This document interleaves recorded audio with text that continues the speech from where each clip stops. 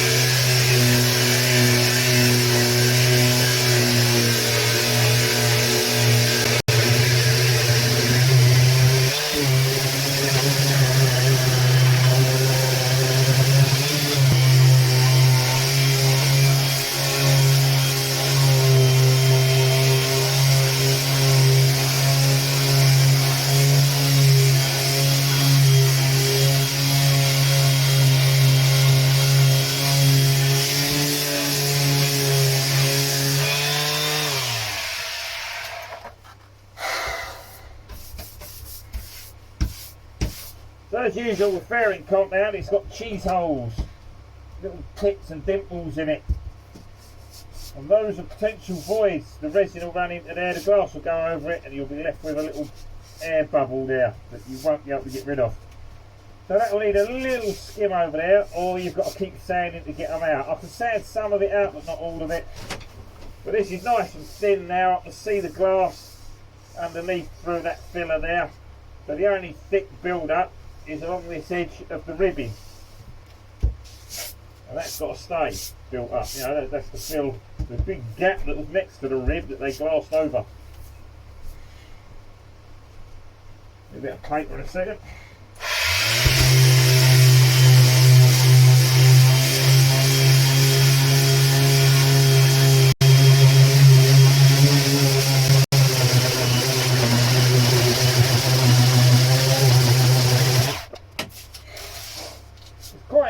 stop every now and then and check your work. You know, don't just keep sanding and sanding and sanding.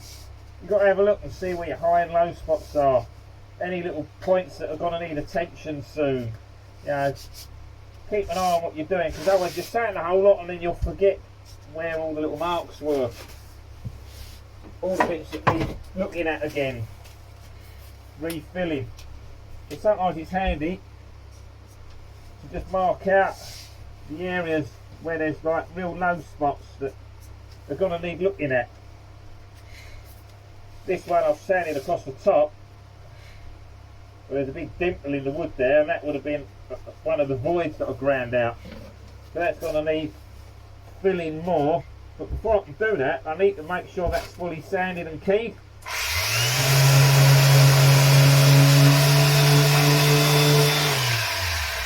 Right, so I've got to tip the grinder to get the end into it a little bit. Now that's ready to take some more filler on top. As it was, I've nipped across the top, but I haven't actually sanded the surface because the grinder, or sander, hasn't touched it. It's not ready to put more stuff over the top. Right, let's crack on.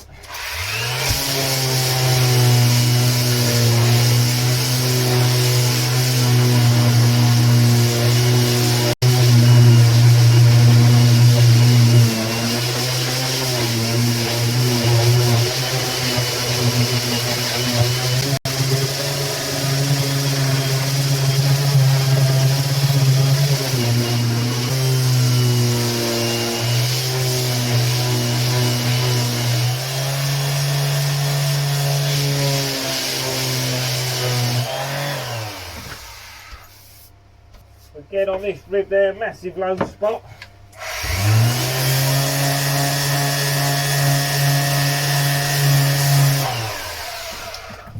It's not visible to your eye too well.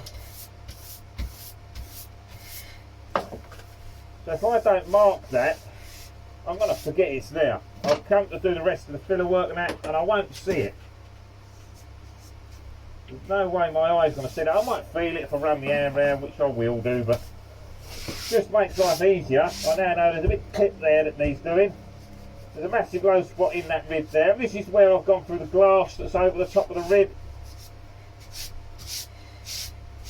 There's different thicknesses, it's all over the place, it's so up and down. You're taking off the high spots and you eventually go through the glass.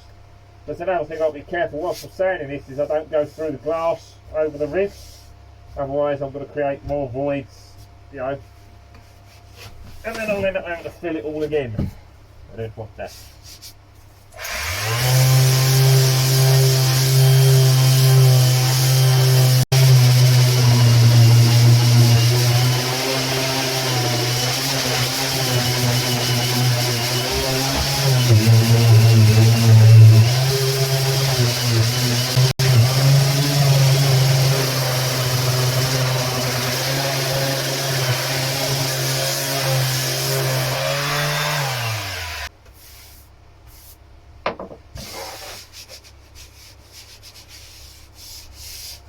But this surface isn't flat. That bit there is pretty good really. But a lot of it's quite ripply still. I'm not trying to get it flat, I just want it smooth so the glass will wrap over it nicely. I've still got to have to put the glass on and then fair it afterwards. So I don't want too much build up, because otherwise I'm fairing glass in fairing. You know, it's a lot of build up, it's extra weight. I'm not putting a lot on, as you can see. I can see through that. It's really thin, it's a light layer, so but I'm not trying to level the surface to make it perfect. I'm just trying to get it smooth, so when the glass goes on it wraps over that nicely and doesn't leave air voids underneath it. That's the only thing I'm trying to do at the moment. So I'll fill up any little holes that need doing, but I mean even that, the glass will go into that, so I haven't really got to filler it yet. I can get the glass on there, that will take out that fine, you know. Really it's the pits and voids that I need to worry about, but these are low spots, and that's where when I glass it all up, you know, I could put a little bit of extra glass in there, or I could just glass over the whole lot, and then when I fair it, it'll take all it out afterwards. So I've got options.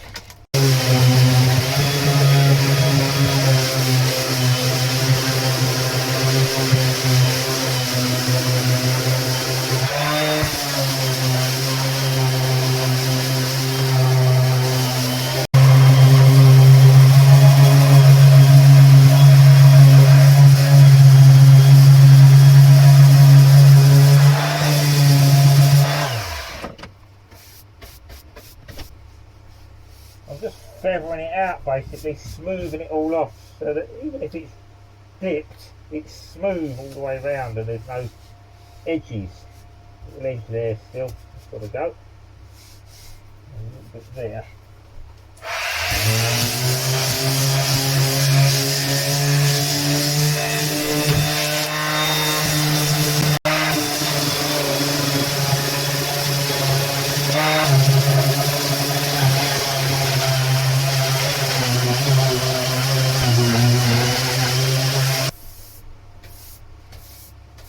As I say, the way I'm looking at doing it is getting a certain spare so it's smooth and ready to glass. Now, the other way I could do it is spare it all so it's flat, finished smooth, you know, not perfect, it's finished smooth, so it's all levelled, and then glass over it. That way the filler that is in there can't pop, it is sealed in under the glass. So would that be a better option? Well, if there's any of you out there that actually build boats or know what you're doing, would you glass it more onto the glass and build it up that way, then fair it afterwards? Or would you fair it all up to get it flat, smooth and to shape you want it, then glass it and then fair it again to smooth out the glass lines? I mean, the way I see it is I'm putting more fairing compound on doing it that way when I've got to build it up anyway. So I was thinking if I get this smooth and not necessarily flat but smooth, so the glass will go over it without air bubbles, then fair it afterwards was my theory. That's how I'm working it. That way the glass is closer to the fiberglass that's on there and it will be making contact in areas. Am I right? It's not majorly structural, this is really to seal it up and make it pretty.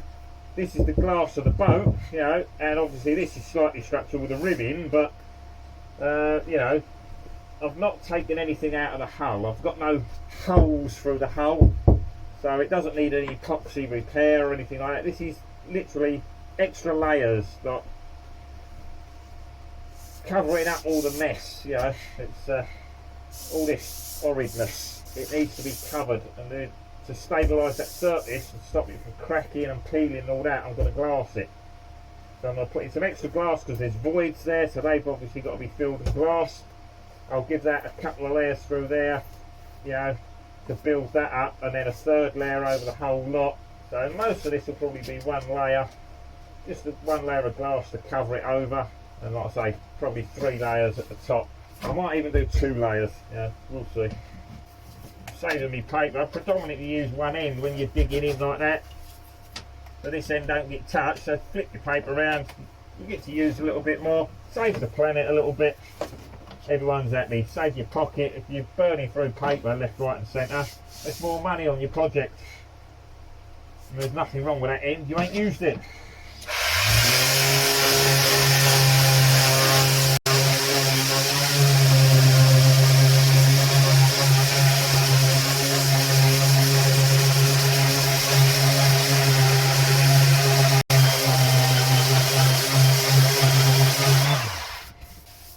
See, that had stopped standing. It wasn't eating it at all. Turn the paper around straight away. It's eating into that nicely. Beautiful.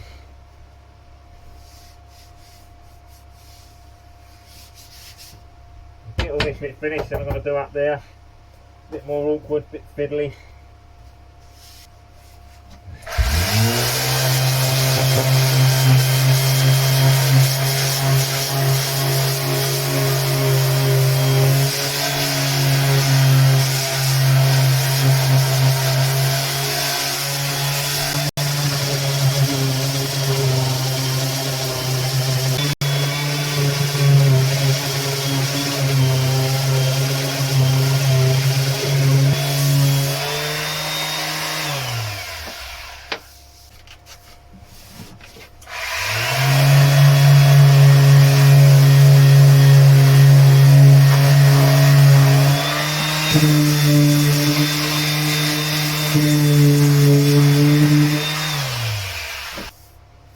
So I'll sweep all the dust down regularly. What happens when you're sanding, the blow coming out the motor, if it hits all this dust, it picks it all up in the air. So I'll sweep it all down here, look, out the way. I've got a huge pile of dust down there. It just stops it all blowing up in the air whilst I'm working.